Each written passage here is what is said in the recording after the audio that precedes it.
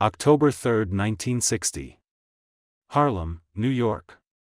8:15 p.m. A man walked through the rain alone, no bodyguards, no protection. His name was Ellsworth Bumpy Johnson, and he was about to disappear. Not die. Disappear. Nobody knew the difference yet. But within 48 hours, all of Harlem would be mourning. Flowers would pile up outside Small's Paradise. Politicians, preachers, and gangsters would gather to pay respects to the king. And while they stood over an empty casket, Bumpy Johnson would be moving through the shadows, watching, listening, orchestrating the greatest strategic victory of his entire life. This is the story of how a man can die without dying, of how Bumpy Johnson used death itself as a weapon, and of how the underground empire of Harlem got reorganized in 47 days of silence while the entire city thought its most powerful man was already in the ground. By October 1960, Bumpy Johnson had been out of Alcatraz for 3 years. He'd spent 11 years in that prison. He came back to Harlem expecting to find his empire intact. Instead, he found a neighborhood in chaos. While Bumpy rotted in prison, the structure had collapsed. New York's 5 families had moved in, had carved up the numbers racket. Bumpy had clawed his way back to power through strategy and respect. But by 1960, the pressure was becoming unbearable.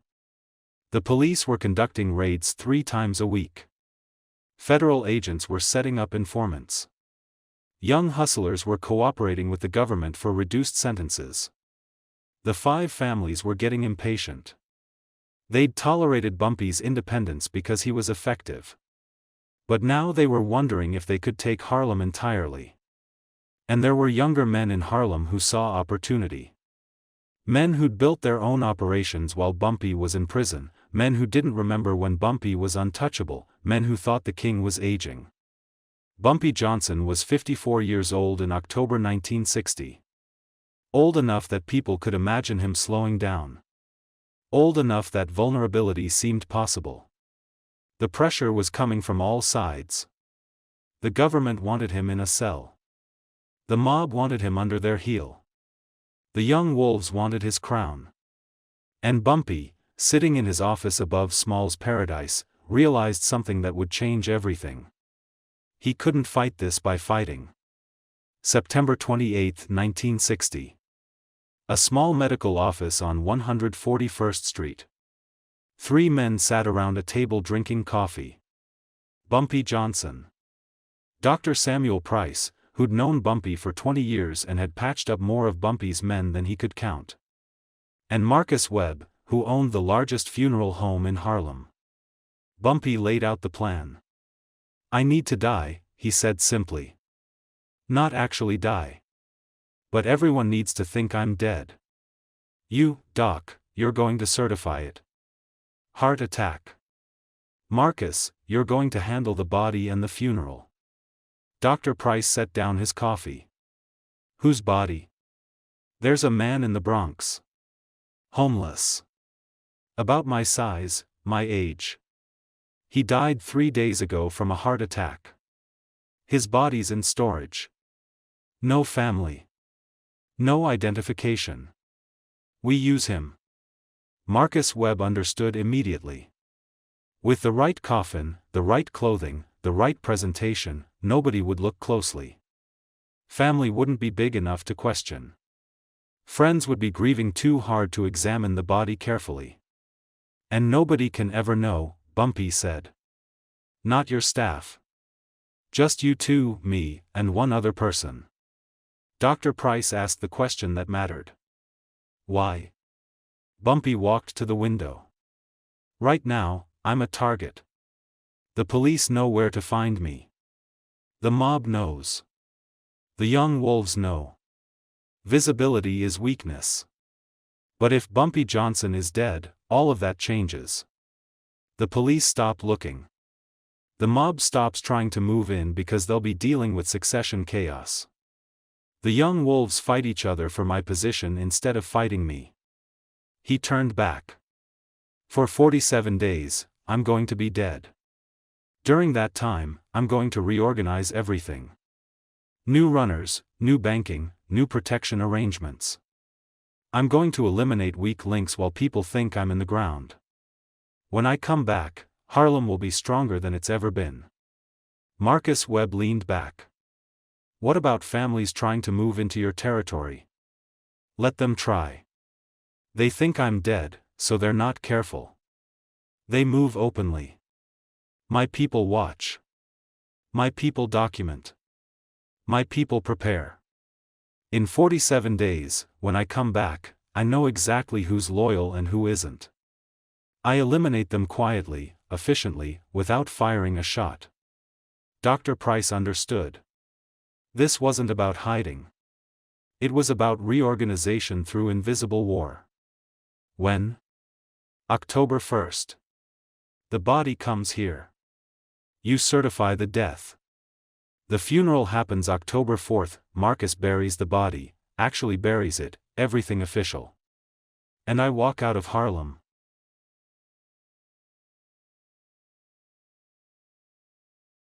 The next 3 days were logistics. The body was collected from the Bronx and brought to Marcus Webb's funeral home in a hearse at 3 a.m. Dr. Price examined it, confirmed the heart attack, filled out paperwork that would never be questioned. The body was dressed in one of Bumpy's finest suits, navy three-piece with subtle pinstripe. The corpse's hair was styled the same way. Hands were positioned carefully, crossed over the chest. Bumpy brought one more person into the operation on October 2nd. Junie Bird, his oldest, most trusted associate. I'm dead starting tomorrow, Bumpy told him. You're going to be the point of contact for all operations. You'll position yourself as my heir, but you won't take permanent action. Hold everything stable until I come back. Junie didn't question it. He'd seen Bumpy do impossible things before. How long? Probably 47 days. During that time, you watch everything. Document everyone. See who tries to move in. See who's still loyal. Report back through Thomas the barber, every Friday, during your haircut. Thomas had been cutting Bumpy's hair for 15 years. Every Friday, Junie would go in for a haircut, and while Thomas worked, they would talk in low voices about what had happened during the week. Thomas would pass the information to a go-between, who would pass it to a safe house on the west side of Harlem where Bumpy would be staying. Everything was in place. October 4, 1960. 10 a.m. Mount Olivet Baptist Church on 120th Street was packed, 1,200 people crammed into pews, standing in the aisles, filling the vestibule. Harlem had come to say goodbye to its king.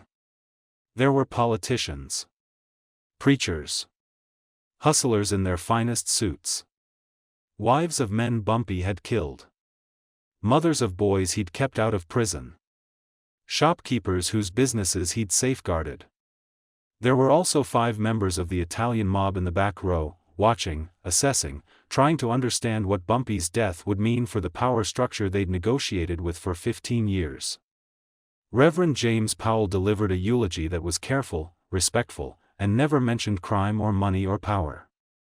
He spoke about Bumpy as a man who'd protected his community. At exactly 11:45 a.m., the casket was opened one final time for last viewing. The line of mourners moved past slowly. Each person who saw the body, dressed in Bumpy's navy suit, hair styled just so, face peaceful and made up, saw what they expected to see. They didn't look closely. The grief was too immediate.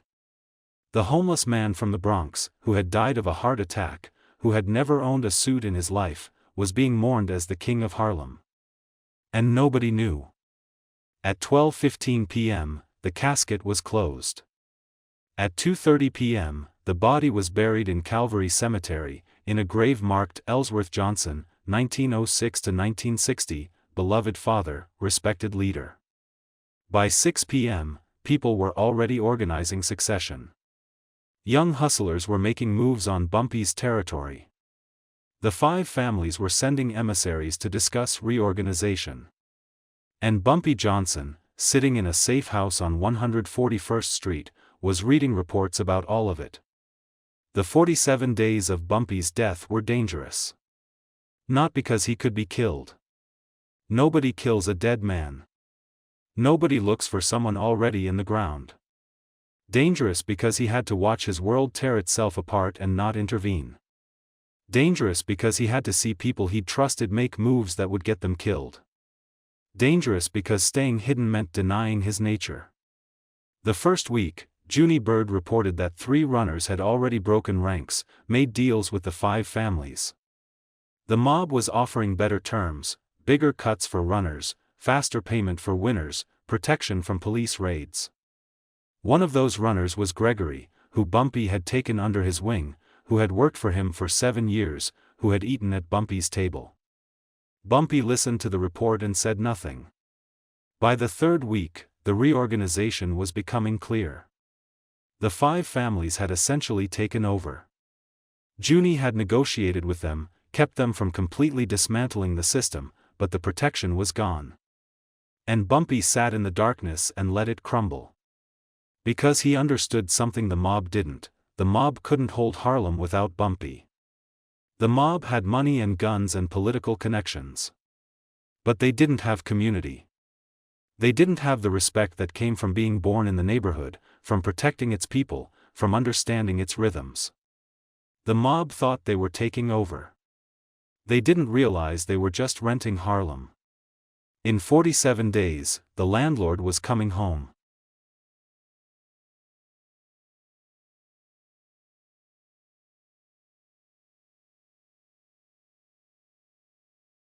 While the public face of Harlem was chaos, something else was happening in the background.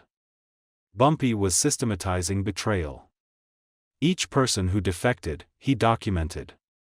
Each runner who made a deal with the mob, he noted their name, their family, their patterns.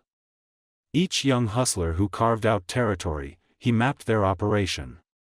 And he prepared. He contacted people he'd helped years ago. Doctors he'd paid for. Shopkeepers whose protection he'd provided. Police officers on his payroll who were still loyal. He sent messages through Thomas the barber, through Junie Bird, through a network of intermediaries. Messages that said, when I come back, these people will disappear. Not killed. Just gone. Leave the neighborhood. Understand? Some people heard the message and started moving their money, liquidating assets, making plans to relocate. They understood what Bumpy Johnson being alive meant. By week 5, Bumpy had a complete map of the new structure.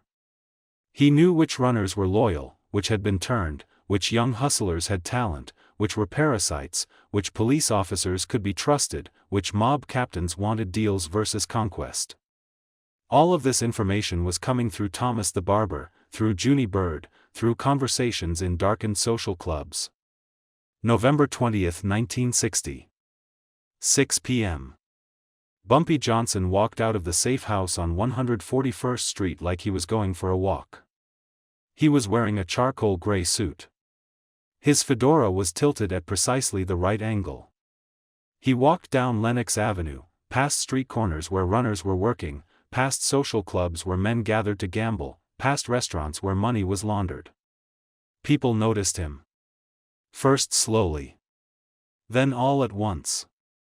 A woman nearly dropped her groceries. A young hustler stepped backward. Someone made the sign of the cross. That can't be, someone whispered. Bumpy Johnson's dead. But the figure kept walking. The figure that couldn't be Bumpy, because Bumpy was in Calvary Cemetery, had been in the ground for 47 days. By the time Bumpy reached Small's Paradise, the streets were electric with rumors. Bumpy's alive. He came back. I saw him with my own eyes. The 5 families received the news in their offices in Manhattan. They called emergency meetings. The police commissioner received reports that threw the entire narcotics unit into chaos. And Bumpy Johnson, walking into Small's Paradise as if he'd never left, sat down at his usual table and ordered a bourbon. The next phase was swift. Gregory, the runner who'd defected to the mob, received a message. Leave Harlem. Leave New York. Today. A car would pick him up. Gregory chose not to believe the message. By the next morning, he was found in his apartment, both legs broken. The message was clear: cooperate with the mob again, and the next time won't be merciful. He left Harlem that afternoon. 3 other runners received similar messages. Leave or face consequences. 2 of them left. One didn't believe it and had a traffic accident that left him hospitalized for 6 months. The young hustlers who tried to carve out territory were either absorbed back into Bumpy's organization or given an ultimatum: work for Bumpy or leave. None of them fought. The 5 families sent a captain to negotiate with Bumpy at Small's Paradise at midnight. "You're supposed to be dead," the captain said. "I was. Now I'm not. The commission is confused. We had confirmation. We made plans. We believed. Harlem was open." "Harlem was never open," Bumpy replied. "It just looked that way. Everything that happened in those 6 weeks happened because I allowed it. Every defection, every move. I was watching. Now I'm back." The captain leaned back. "What do you want?" "The same thing I've always wanted. You stay off my streets. You take your 10% from the numbers. You provide banking and legal support. You don't recruit my runners. You don't move into my territory. In exchange, you have peace and profit. And if we don't? I have photographs of every illegal operation you run. I have documents showing money flows to every politician in the city. I have recordings of conversations that would bring down half your organization. I've had this for months, waiting to see if you'd listen to reason." The captain's face went pale. He understood. Bumpy hadn't just been watching. He'd been gathering intelligence, probably for years. "The commission will want to talk to you," the captain said quietly. "Tell them I'm available anytime. But understand, I'm negotiating from a position where I can destroy all of you without firing a single shot. I just choose not to. That choice is my mercy." The captain left. Word went back to the commission. The commission understood now that they'd misread the situation. Bumpy was not a dying man they could divide but a living man with devastating leverage. They accepted his terms.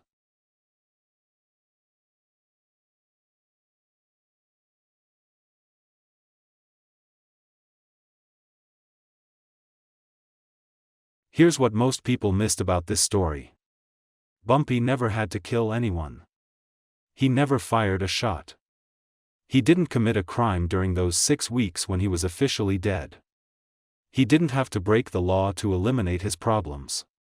He just had to understand something most people never figure out. Power isn't about who's willing to pull the trigger. Power is about who can see the future and position themselves for it. Power is about understanding your enemy's assumptions and exploiting them. Power is about having leverage your enemy doesn't even know you have. Bumpy saw the pressure mounting in 1960. Instead of fighting directly, he used it. He gave his enemies what they wanted, his death, but on his terms.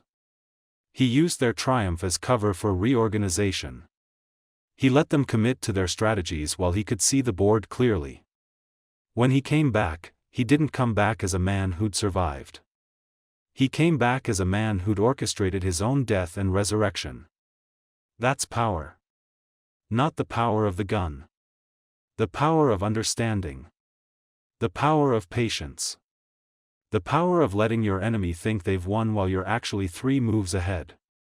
Bumpy Johnson lived another 8 years after his false death. He died in 1968, actually died, of a heart attack at Lenox Lounge. But the lesson he taught in those 47 days when he was dead and alive, when Harlem thought he was in the ground and he was actually controlling everything from the shadows, that lesson lasted forever.